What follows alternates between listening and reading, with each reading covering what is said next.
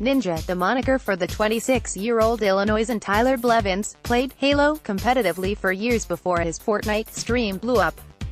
The one thing Ninja makes clear is that Drake came to him. This was not a product of thirsty DMs, or fan petitions, or soul-sucking corporate bartering between two rapacious industries. Epic Games did not cut a check in the name of Aubrey Graham, nor did Warner Music buddy up to the Bezos estate. I understand why you might be suspicious. The games business is no stranger to the tragic poetry of bungled celebrity endorsements. See, a glassy-eyed Zac Efron trudging through Battlefield 1 death matches, Jamie Kennedy's famously atrocious E3 monologue. But Ninja, the moniker for the 26-year-old Illinoisan Tyler Blevins, played Halo competitively for years before his Fortnite stream blew up, and that's made him uniquely capable of sniffing out any inauthentic boardroom chicanery. He swears up and down that this wasn't one of those tired stories. After all, this story began on Instagram. I was streaming in the morning, and my entire chat, about 100,000 people, started telling me that Champagne Papi had followed me on Instagram, he said, over coffee in a private Discord call. I had no idea who Champagne Papi was, because I hadn't heard that name before. So I asked, and everyone was like, Drake. I go on and look, and I was like, oh my god, it's him. Ninja played it cool. The first person he told was his wife, business manager, and fellow streamer Jessica JG Hosty Goke, and once the shock wore off, he casually followed the rapper back. After that opening gambit, Blevins refused to engage in no messages, no comments, no gloppy Insta hearts left on his jewelry or his pineapple Lamborghinis, a truly ascetic dedication to keeping his chill. You don't want to make it awkward, laughed Goke. His patience paid off. 3 days later, Drake dropped a message in his inbox, saying simply that he liked his stream, and wanted to play together sometime. Ninja was obviously down, and the two penciled in a night about a week later. Fast forward to that afternoon, and Drake had to cancel. I'm at the studio man, I can't make it, recalls Ninja.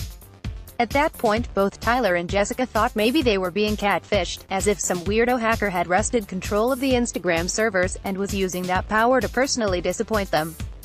However, those concerns were put to bed about a week later. It was a random Wednesday night. Ninja was in the middle of his usual grind when he received a text message directly from Drake's phone. Yo, let's play, the rest is history. What was your favorite moment from the Drake and Ninja duo's stream?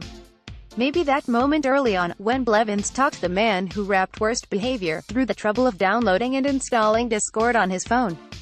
The imagery of Aubrey Graham trying to double-tap the correct voice channel, in the way that everyone struggles with the Byzantine language of a brand new app, was wonderfully banal. Or maybe you prefer those incidental moments of teammate brotherhood, Drizzy dropping the wood he's harvested to facilitate Ninja's infamously sick building SS.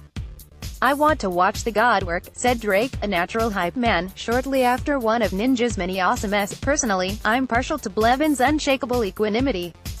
Yes, he's a Kool-Aid-dyed millennial playing video games with Drake, and there were certainly a few moments where he couldn't hide that toothy grin from his face. But for the most part, he treated the rapper like he would anyone else in his party, someone to win with, someone to bullshit with. He walked that tightrope beautifully, even as his viewers spammed the lyrics to God's Plan into the chat. Ninja and Drake smashed every conceivable Twitch record by the time they concluded their stream.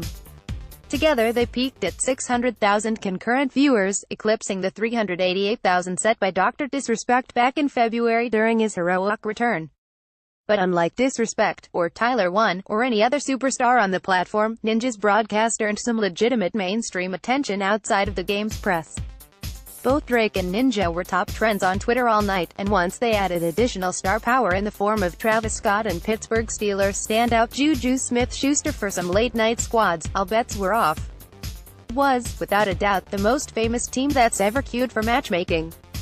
On Twitter, my feed was occasionally filled by other luminaries who wanted a piece of the action.